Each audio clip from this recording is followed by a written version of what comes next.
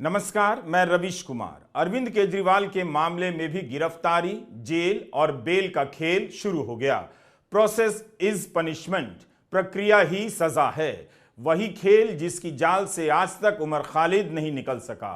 आज supreme court में दिल्ली के मुख्यमंत्री अरविंद केजरीवाल की याचिका पर सुनवाई होनी थी। केजरीवाल ने अपनी याचिका वापस ले ली। Justice M Sundaresh, justice Sanjiv Khanna और जस्टिस बेला त्रिवेदी की स्पेशल बेंच के सामने यह मामला आया था। केजरीवाल के वकील ईडी की कोर्ट के सामने अपनी याचिका पेश करेंगे। हेमंत सोरेन की गिरफ्तारी के समय भी सुप्रीम कोर्ट ने कहा था पहले हाई कोर्ट जाइए, तो यह सब कारण रहा होगा। कानूनी प्रक्रियाओं के मामले में आप हमारा दूसरा वीडियो जरूर देखिए, क्या क्या अपडेट होता है हम उसमें बताएंगे। लेकिन इस वीडियो में ईडी और उसके छापों और उसकी राजनीति के बारे में बात करना चाहते हैं। इन मामलों में अक्सर लोगों की राय पढ़ता रहता हूं। कई लोग भगवान को याद कर लेते हैं, वो इंसाफ कर देगा, मगर लोकतंत्र में इंसाफ संस्थाएं करती हैं। आप जनता की भागीदारी और चौकस निगाहों से होता है। भगवान कुछ नहीं करते हैं। रूस और चीन में भी भगवान होंगे, मगर वहां एक बार लोकतंत्र गया तो गया हमेशा के लिए। जब भरोसा हिलता है तो कब कौन सी ईंट कहां से खिसक जाएगी और इमारत धंस जाए पता भी नहीं चलता। मुख्यमंत्री अरविंद केजरीवाल की गिरफ्तारी भ्रष्टाचार से लड़ाई नहीं है, भ्रष्टाचार के नाम पर विपक्ष को खत्म कर देने की कोशिश है।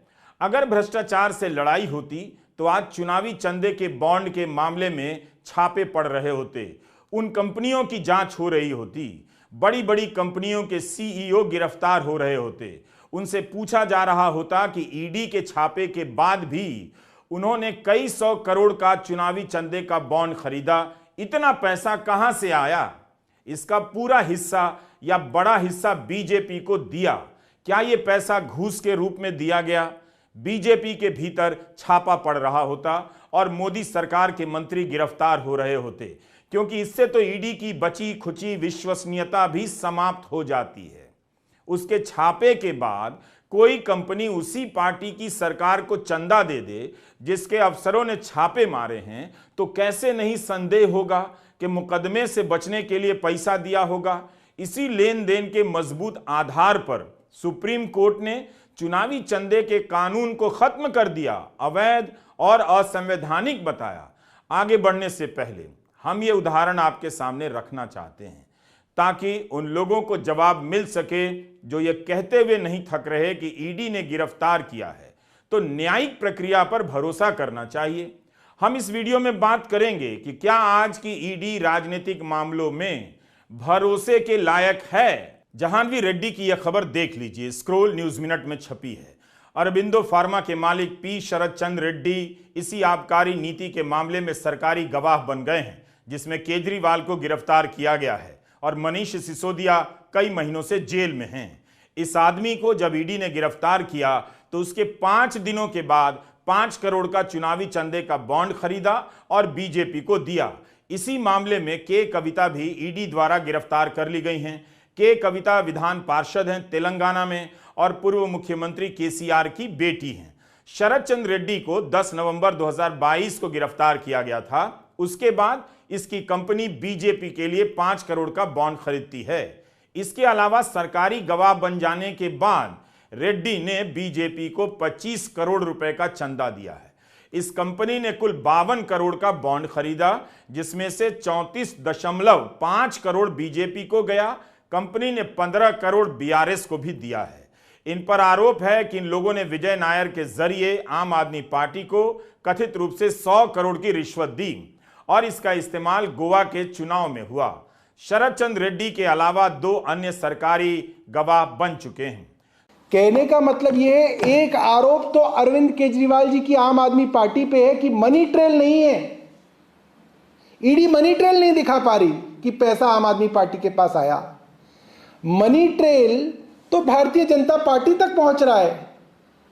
इलेक्ट्रॉनिक मनी ट्रेल है, साबित है। अगर ईडी कहती है औरोबिंदो फार्मा के शरद रेड्डी ने हवाला किया, पीएमएलए किया, मनी लॉन्ड्रिंग किया, तो उनका पैसा तो सीधा सीधा भारतीय जनता पार्टी के पास 30 करोड़ रुपए आया।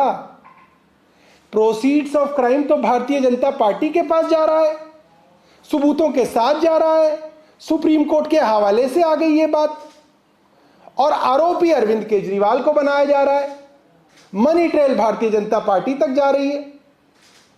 मैं नहीं जानता कि कोर्ट आज इन चीजों को देख रहे हैं या नहीं देख रहे हैं, मगर जनता ये सब देख रही है। ये चीजें सब पब्लिक डोमेन के अंदर है। मैं भारत की जनता से हाथ जोड़ के निवेदन करूंगा और भारतीय जनता पार्टी के समर्थकों को खास तौर पर निवेदन करूंगा, जो कल से अरविंद केजरीवाल को गाली दे रहे हैं, जो खुशियां मना रहे हैं, लड्डू बांट रहे हैं भारतीय जनता पार्टी के कुछ समर्थक कि अरविंद केजरीवाल को जेल भेज दी। आप जरा ये भी देख लीजिए कि ये पैसा तो भारतीय जनता पार्टी की तिजोरी में आया है। आप ये नैतिकता का सवाल भारतीय जनता पार्टी से पूछ नहीं पाएंगे, मुझे मालूम है, मगर आप ये सोचिएगा मन में कि खुशियां तो आप अरविंद केजरीवाल की गिरफ्तारी की मना रहे हैं और पैसा भारतीय जनता पार्टी को मिला है। बहुत बहुत धन्यवाद। 2 साल से ईडी शराब के मामले में रिश्वत की जांच कर रही है। एक कंपनी उसके छापे के बाद 5 करोड़ का बॉन्ड खरीदकर बीजेपी को देती है, सरकारी गवाह बनकर 25 करोड़ का चंदा देती है। क्या ईडी को पता नहीं चला होगा? जब उसे 100 करोड़ की लेन देन का पता चल जाता है तो कंपनी बीजेपी को 34 करोड़ रुपए बॉन्ड के रूप में दे रही है, क्या पता नहीं चला होगा? अब इसी मामले में रिश्वत गया है या नहीं, व्यापक प्रश्न बन जाता है। लोग कह रहे हैं कि ईडी ने गिरफ्तार किया है, कानून पर भरोसा करना चाहिए। भरोसा करने के अलावा विकल्प क्या है? क्या केजरीवाल कानून पर भरोसा नहीं कर रहे? भरोसा तो किया ही जा रहा है। सवाल है कि क्या ईडी भरोसा हासिल कर पा रही है? उसके कितने ही ऐसे केस में कुछ भी नहीं निकला, सिवाय इसके कि कुछ लोगों को, खासकर विपक्ष के नेताओं को लंबे समय तक जेल में रहना पड़ा। इसलिए अगर यह भ्रष्टाचार के खिलाफ लड़ाई होती तो इसी बात को लेकर ईडी बीजेपी के दफ्तर में छापे मार रही होती कि जिस कंपनी पर वह मनी लॉन्ड्रिंग के तहत छापे मार रही है, वह कंपनी बीजेपी को 34 करोड़ रुपए कैसे दे रही है? कहीं कोई रिश्वत तो नहीं ले रहा है? कोई भी तटस्थ जांच एजेंसी इस सवाल को क्या छोड़ सकती थी?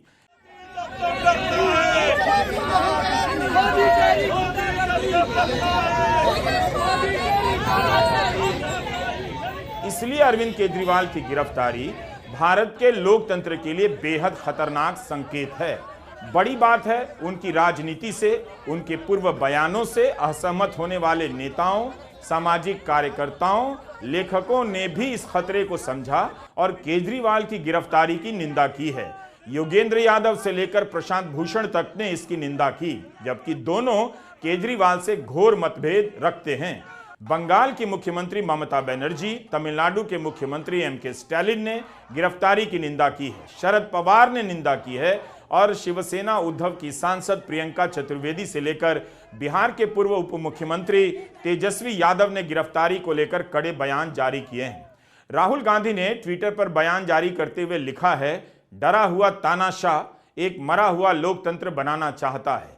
मीडिया समेत सभी संस्थाओं पर कब्जा, पार्टियों को तोड़ना, कंपनियों से हफ्ता वसूली, मुख्य विपक्षी दल का अकाउंट फ्रीज करना भी असुरी शक्ति के लिए कम था, तो अब चुने हुए मुख्यमंत्रियों की गिरफ्तारी भी आम बात हो गई है।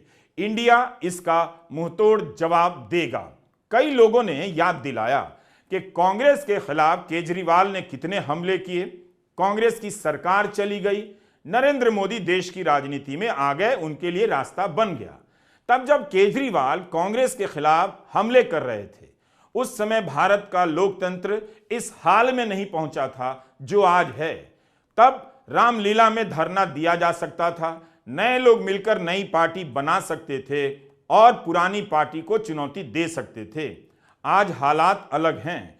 कांग्रेस ने इसे सही पहचाना कि यह सवाल पुराने हिसाब का नहीं है, यह सवाल है भारत के लोकतंत्र के उस भविष्य का जिसके मैदान में विपक्ष की एंट्री कई तरीके से बंद कर दी जा रही है। राजनीतिक दल एक दूसरे से लड़ते हैं, विरोध करते हैं और कई बार हाथ भी मिलाते हैं, लेकिन सरकार अपनी छापा मशीन का इस्तेमाल कर उनकी गर्दन मरोड़ दे, जेब से पैसे निकाल ले, बिना हाथ पांव और पैसे के चुनाव के मैदान में जाने के लिए छोड़ दे, तब कोई भी विरोध, कोई भी बयान, यहां तक कि उसका कोई भी अपराध इस खतरे से बड़ा नहीं रह जाता है। संदीप दीक्षित अरविंद केजरीवाल के घोर आलोचक रहे हैं। उनकी मां शीला दीक्षित दिल्ली की मुख्यमंत्री थी। केजरीवाल ने उन्हें अपदस्थ किया, उनकी राजनीतिक जमीन को कमजोर कर दिया। दीक्षित की भी जमीन समाप्त हो गई। फिर भी संदीप दीक्षित इस वक्त लोकतंत्र के खतरे को, एक मुख्यमंत्री को इस तरह से गिरफ्तार किए जाने के सवाल को कहीं ज्यादा बड़ा मानते हैं। दरअसल यही लोकतंत्र का मूल्य है। पता चलता है कि संदीप दीक्षित के भीतर लोकतांत्रिक मूल्यों को लेकर कितनी स्पष्ट समझ है।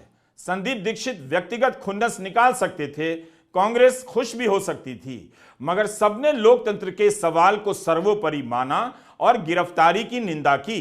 कांग्रेस ने कानूनी मदद देने और साथ मिलकर लड़ने का वादा किया है। जबकि इन्हीं संदीप दीक्षित ने शराब घोटाले को लेकर प्रेस कॉन्फ्रेंस की है, केजरीवाल सरकार पर भ्रष्टाचार के आरोप लगाए हैं।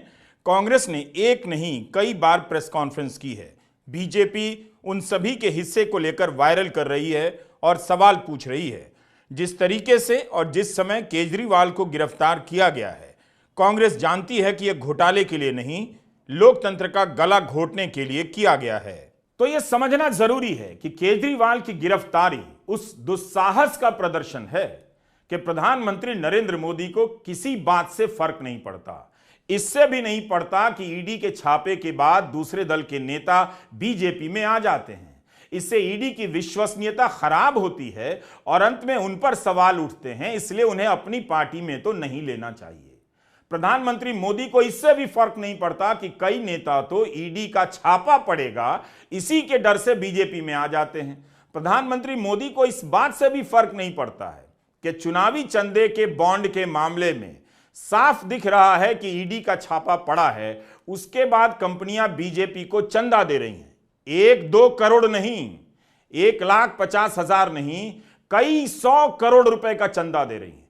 जिस ईडी ने गिरफ्तार किया है वह निष्पक्ष है, राजनीतिक नहीं है। यह वही कह सकता है जिसने कसम खा लिया है कि कुछ भी हो जाए हम गलत को गलत नहीं कहेंगे, भले ही भारत का लोकतंत्र समाप्त हो जाए।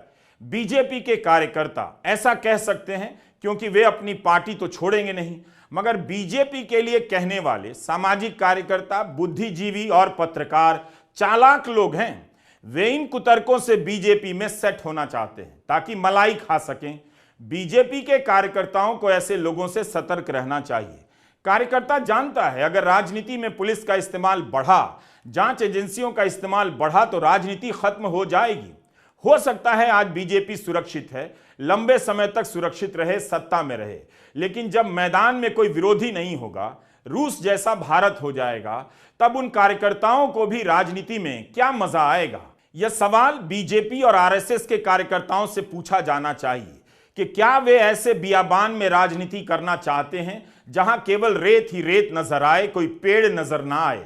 क्या वे ऐसे नेता के पीछे खड़े होना चाहते हैं कि पूरी राजनीति का जहाज खाई में ले जाकर गिरा दिया जाए और खुद को कुर्सी पर अजर अमर घोषित कर दिया जाए। तब फिर उन्हें यह कहना छोड़ देना चाहिए बीजेपी के कार्यकर्ताओं को कि वे सत्ता के लिए राजनीति नहीं करते हैं। आज उनकी सरकार के दौर में भारत में लोकतंत्र के खत्म हो जाने और तानाशाही के नए रूप की स्थापना की बात हो रही है।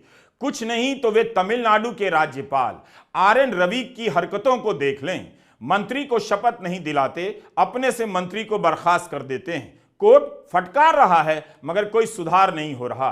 बीजेपी के कार्यकर्ताओं और समर्थकों को यह समझना होगा कि यह भ्रष्टाचार के खिलाफ लड़ाई नहीं है कि आप यह कहकर निकल जाएं कि सब तो करते हैं तो हम अपनी पार्टी को क्यों गलत कहें। यह लोकतंत्र को मिटा देने की जिद है, सनक है। यह कोई भी करे, चाहे आपका सगा ही क्यों ना हो, आपका अपना नेता क्यों ना हो या विरोधी दल का नेता क्यों ना हो, आपको हमेशा हमेशा विरोध करना चाहिए। व्हाट्सएप ग्रुप के अंकिलों, इस देश को तुम इतना भी बर्बाद मत करो कि अंकिल कहलाने के लायक न रह जाओ। याद रखना इस बात को।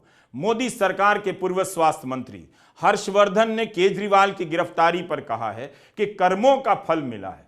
कोरोना के समय इनका रिकॉर्ड बहुत अच्छा होता तो ये मंत्रिमंडल से निकाले नहीं जाते। तबाही के दौर में आपको स्वास्थ्य मंत्री हर्षवर्धन का कौन सा कर्म यादगार लगता है? क्या उन्हें मंत्रिमंडल से हटाया जाना उनके किसी कर्मों की सजा थी या अकर्मों की सजा थी? इन्होंने ट्वीट में लिखा है कि जिस फरेबी ने दिल्ली की जनता की भावनाओं के साथ गंदा खेल खेला, आज उन्हें अपने कर्मों की सजा मिल रही है। हम सभी को देश की न्याय प्रणाली पर पूरा भरोसा है। भ्रष्टाचारियों की जगह सिर्फ और सिर्फ जेल में है। आपको याद होगा, कोविड के समय यही हर्षवर्धन थे जो रामदेव की एक फर्जी दवा कोरोनिल के लॉन्च में चले गए, जिसके खिलाफ इंडियन मेडिकल एसोसिएशन ने केस कर दिया। जिस दवा को भारत सरकार अपनी सूची में शामिल नहीं कर सकी, उस दवा को लॉन्च करने गए थे। ये उस हर्षवर्धन का कर्म था जो आज केजरीवाल को उनके कर्मों की याद दिला रहे हैं। और जिस रामदेव की दवा के लॉन्च के लिए गए थे, उस रामदेव को सुप्रीम कोर्ट ने क्या कहा है, हर्षवर्धन को देखना चाहिए। न्यायपालिका पर इतना विश्वास है हर्षवर्धन को, तो सुप्रीम कोर्ट के फैसले का रामदेव के मामले में जो फैसला आया है, स्वागत करना चाहिए। कहना चाहिए कि रामदेव को नकली दावे नहीं करने चाहिए थे। रामदेव विश्वास पात्र नहीं है, उन्होंने लोगों को ठगा है, सुप्रीम कोर्ट ने उन्हें सही पकड़ा है। अब रामदेव ने बिना शर्त माफी मांगी है, कहा है दोबारा ऐसा काम नहीं करेंगे। सुप्रीम कोर्ट ने 2 अप्रैल को उन्हें हाजिर होने के लिए कहा था। कोर्ट की अवमानना कर रहे थे, अब जाकर माफी मांग रहे हैं। डॉक्टर हर्षवर्धन केजरीवाल के सामने दिल्ली की जनता का विश्वास हासिल नहीं कर सके। अब तो उनका टिकट भी कट गया है। अरविंद केजरीवाल ने लोकतंत्र के मैदान में बीजेपी को 3 बार हराया है। 2015 से 2024 आ गया, केजरीवाल का विकल्प बीजेपी को नजर नहीं आता है। लेकिन इसके लिए केजरीवाल ने किसी बीजेपी वाले के घर पर बुलडोजर नहीं चलवाया, किसी को जेल नहीं भिजवाया, चुनाव के मैदान में लड़ा। कई बार उनकी ही राजनीति और उनके ही तरीके से लड़ने में समझौता करते हुए भी नजर आए, मगर किसी की गर्दन पर हाथ रखकर राजनीति नहीं की। इतना सा फर्क समझ जाएंगे तो दिख जाएगा कि जेल भेजकर बीजेपी क्या हासिल करना चाहती है। 2 साल से यह पार्टी और इसके नेता जांच एजेंसियों की निगाह में हैं। बल्कि याद कीजिए तो जब से सरकार बनी है तब से हैं। कितने छापे बढ़े, कितने मामले दर्ज हो गए, लेकिन विधानसभा में बीजेपी केजरीवाल को नहीं हरा सकी, यह भी सच है। नरेंद्र मोदी की लहर का हर दौर गुजर गया, 10 साल गुजर गया, मगर वे इसी दिल्ली की जनता का विश्वास हासिल नहीं कर पाए। दिल्ली को G20 के पोस्टरों से भर दिया गया, फिर भी वे केजरीवाल का राजनीतिक विकल्प नहीं खोज सके, ना खुद बन पाए। दिल्ली सरकार के विधायकों पर ऑफिस ऑफ प्रॉफिट का लंबा मामला चला। फर्जी मामले में न्यायपालिका का समय बर्बाद किया गया। हर दिन गोदी मीडिया चलाता था। अब इतने विधायकों की सदस्यता समाप्त होने वाली है, केजरीवाल की सरकार गिरने वाली है। 2 साल पहले आतिशी सिंह ने बताया कि केजरीवाल के विधायकों के खिलाफ 150 से अधिक मुकदमे दर्ज हुए, 42 विधायकों को जेल भेजा गया, बरी हुए। इस तरह का हमला इस राजनीतिक पार्टी ने झेला है। कोई ऐसा समय नहीं होता जब यह पार्टी केंद्रीय एजेंसियों से घिरी नहीं होती है। मौजूदा शराब नीति का मामला 2022 से चल रहा है। कायदे से जांच पूरी हो जानी चाहिए थी, मगर अभी छापा और गिरफ्तारी का दौर ही चल रहा है। आप याद कीजिए, हरियाणा में दुष्यंत चौटाला आबकारी मंत्री थे। कोविड के दौरान अवैध शराब की बिक्री को लेकर एसआईटी बिठाई गई। तत्कालीन मुख्यमंत्री खट्टर कहते रहे कि कार्रवाई की जाएगी, लेकिन हरियाणा में अवैध शराब की बिक्री का इतना बड़ा मामला आया।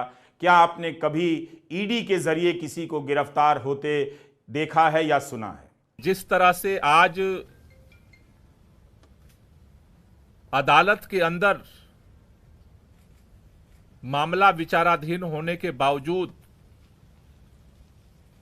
आनन फानन में रात के अंधेरे में देश के प्रधानमंत्री माननीय नरेंद्र मोदी जी ने, भारतीय जनता पार्टी की सरकार ने एजेंसियों को भेज करके देश की राजधानी के चुने हुए प्रचंड बहुमत के मुख्यमंत्री को सरेआम गिरफ्तार किया है। वो आज देश के लिए एक कलंक है। लोकतंत्र की आज सरेआम हत्या हुई है और देश के अंदर इस बात का ऐलान हुआ है कि अब इस देश के अंदर भारतीय जनता पार्टी और उसकी सरकार के खिलाफ अगर कोई बोलने की जुर्रत करेगा तो उसे किसी भी कीमत पर बख्शा नहीं जाएगा, उसे गिरफ्तार किया जाएगा। अरविंद केजरीवाल पहले मुख्यमंत्री नहीं हैं जिन्हें पद पर रहते हुए गिरफ्तार किया गया। यह तकनीकी रूप से सही हो सकता है, मगर झारखंड के हेमंत सोरेन को नहीं भूलना चाहिए। सिर्फ इसलिए नहीं कि रांची दिल्ली से दूर है। हेमंत सोरेन ने इस्तीफा दिया, फिर उनकी गिरफ्तारी हुई, लेकिन इस बारीक तकनीकी अंतर का कोई मतलब नहीं। इसी सोमवार को ईडी ने के कविता के मामले में रिमांड एप्लीकेशन जारी की। उसमें केजरीवाल का नाम था। 18 मार्च को पहली बार ईडी ने कहा कि केजरीवाल भी षड्यंत्र में शामिल है, लेकिन लाइव लॉ से हमें एक और जानकारी मिलती है। 22 मार्च को जब हाईकोर्ट में बहस हुई, तब ईडी की ओर से एएसजी एसवी रवि ने कहा, हमने कब कहा है कि गिरफ्तार करेंगे, हम पूछताछ के लिए बुला रहे हैं, गिरफ्तार हो भी सकते हैं और नहीं भी। अभी तो उनका नाम एफआईआर में भी नहीं है। इसी आधार पर ईडी की तरफ से कहा जा रहा था कि याचिका नहीं सुनी जानी चाहिए, क्योंकि इस मामले में केजरीवाल का कोई लेना देना नहीं, लोकस स्टेंडाई नहीं, वो एफआईआर में नामजद नहीं है। और वकील के इस बयान के कुछ घंटे के बाद केजरीवाल को गिरफ्तार कर लिया जाता है। जिस व्यक्ति का नाम एफआईआर तक में ना हो, वह कुछ घंटे बाद अरेस्ट होता है 2 साल से चल रहे केस में। और कहा जा रहा है न्यायिक प्रक्रिया पर भरोसा कीजिए, ईडी ने गलत नहीं किया होगा। कम से कम भ्रष्टाचार तो अभी साबित नहीं हुआ है, तो कैसे उन्हें भ्रष्टाचारी कह दिया जा रहा है। केजरीवाल को गिरफ्तार किया गया है ताकि वे चुनाव प्रचार में हिस्सा ना ले सकें और उनकी गैर हाजिरी में आम आदमी पार्टी का ध्यान चुनाव से हट जाए, कार्यकर्ता बिखर जाएं। यह केवल केजरीवाल समर्थक दलों के आरोप नहीं है, लेकिन कई परिस्थितियां बताती हैं कि ईडी का राजनीतिक इस्तेमाल हो रहा है। अगर नहीं होता तो ईडी के छापे के बाद कोई बीजेपी में क्यों जाता और बीजेपी उसे अपनी पार्टी में क्यों लेती। जल्दी से आप हिंदुस्तान टाइम्स की यह रिपोर्ट देख लीजिए। एनसीपी के अजित पवार, छगन भुजबल, हसन मुशर्रफ और दिलीप वालसे पाटिल पर जांच चलाई गई। ये सब एनसीपी से अलग होकर अब अजित पवार एनसीपी में हैं। इनके अलावा धनंजय मुंडे पर भी जांच चली। मुंडे फिलहाल राज्य में कृषि मंत्री हैं, शिंदे गुट में शामिल हैं, पहले भाजपा में थे। शिवसेना में रविंद्र वायकर, प्रताप सरनाईक, अर्जुन खोटकर, आनंदराव अदसुल, भावना गवली, यशवंत जाधव पर जांच हुई। ये सब भी अलग हो गए और शिंदे गुट में शामिल हो गए। एनसीपी शरद पवार के नेता रोहित पवार, जो अजित पवार के गुट में शामिल नहीं हुए, उन पर अभी भी कार्रवाई चल रही है। 9 मार्च को ईडी ने उनकी 50 करोड़ की संपत्ति जब्त कर ली। राजन साल्वी उद्धव ठाकरे के विश्वास पात्र रहे हैं। एंटी करप्शन ब्यूरो ने इनके खिलाफ इस साल कार्रवाई शुरू की। पिछले 1.5 साल में इन पर कई बार छापे पड़े। साल्वी ने कहा कि एसीबी ने इसलिए प्रताड़ित किया क्योंकि उन्होंने शिंदे गुट में शामिल होने से मना कर दिया। संजय राउत भी 100 दिन जेल रह चुके हैं। तो ईडी की कसम खाने वाले बीजेपी से इतना पूछ लें कि उसे ईडी की कार्रवाई में विश्वास है कि नहीं। अगर विश्वास है तो जिस नेता के यहां ईडी ने छापे मारे हैं उसे अपनी पार्टी में क्यों ले लिया जाता है? जिस कंपनी में ईडी ने छापे मारे उससे चंदा क्यों ले लेती है बीजेपी? लॉटरी किंग की कंपनी से कई 100 करोड़ रुपए क्यों लिए? 1 दर्जन से ज्यादा ऐसी कंपनियां हैं जिनके यहां छापे पड़े हैं और उसके कुछ समय बाद उन्होंने चुनावी चंदे का बॉन्ड खरीदा। पैसा बीजेपी को भी गया है। ईडी का छापा पड़ता है तो कंपनी का पैसा गंगा जल। और केजरीवाल के यहां छापा पड़ा, हेमंत सोरेन के यहां छापा पड़ा तो उनकी जगह जेल में। बीजेपी के इस तर्क से उसके अपने कार्यकर्ता और समर्थक भी सहमत नहीं हो सकते हैं। दीप्तिमन तिवारी की पुरानी रिपोर्ट थी कि 2014 से 22 के बीच जितने भी राजनीतिक व्यक्तियों पर ईडी द्वारा कार्रवाई की गई उनमें से 95% विपक्ष से थे। कुल 121 प्रमुख नेताओं पर ईडी ने किसी प्रकार की कार्रवाई की। इनमें 115 विपक्ष के थे। यूपीए से तुलना कीजिए तो 26 नेताओं के खिलाफ ईडी की कार्रवाई हुई और इनमें से 14 विपक्ष से थे, यानी 54%। 2022 के बाद से विपक्षी नेताओं के खिलाफ ईडी की कार्रवाई में इजाफा ही हुआ है। मार्च 2023 में मनीष सिसोदिया गिरफ्तार हुए। अक्टूबर 2023 में संजय सिंह, हेमंत सोरेन जनवरी 2024 में गिरफ्तार हुए। के कविता दिल्ली आबकारी नीति मामले में आरोपी हैं, गिरफ्तार हो चुकी हैं। 2014 के बाद मोदी राज में जांच एजेंसियों की विश्वसनीयता को आप देखिए तो सही, तो आपके सामने पूरी तस्वीर साफ हो जाएगी। तब आप नहीं कहेंगे कि ईडी जिसे चाहे उठाकर ले जाए, मनगढ़ंत आरोप पत्र बना दे और 5 साल के लिए जेल में ठूंस दे। ज्यादा दिन नहीं हुए हैं, इसी ईडी ने कर्नाटक के उप मुख्यमंत्री डीके शिव कुमार के यहां छापे मारे। मनी लॉन्ड्रिंग का केस हुआ और 1 महीना जेल में रहे। सुप्रीम कोर्ट ने वो केस रद्द कर दिया है और डीके शिव कुमार को बरी किया है। क्या इसके लिए ईडी के किसी अफसर को सजा मिली? नहीं मिली। भारत के लोकतंत्र के इतिहास में यह पहली बार हुआ है कि एक सिटिंग चीफ मिनिस्टर को केंद्र सरकार द्वारा गिरफ्तार किया गया है। ये भारत के लोकतंत्र के इतिहास में पहली बार हुआ है कि लोकसभा की चुनाव की घोषणा के बाद एक नेशनल पार्टी के नेशनल कन्वीनर को गिरफ्तार किया गया है।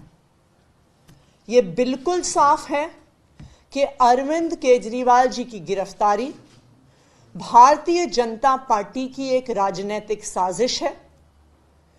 ईडी का उपयोग करके एक विपक्षी दल के राष्ट्रीय नेता को गिरफ्तार करना, एक ऐसे केस में जिसमें 2 साल की इन्वेस्टिगेशन के बाद भी 1 रुपए की भी recovery of proceeds of crime नहीं हुई है, एक ऐसे केस में गिरफ्तार करना जहां पर आज तक ईडी कोर्ट्स के सामने कोई भी सबूत नहीं रख पाई है, सिर्फ और सिर्फ ये दिखाता है कि ये भारतीय जनता पार्टी का डर है।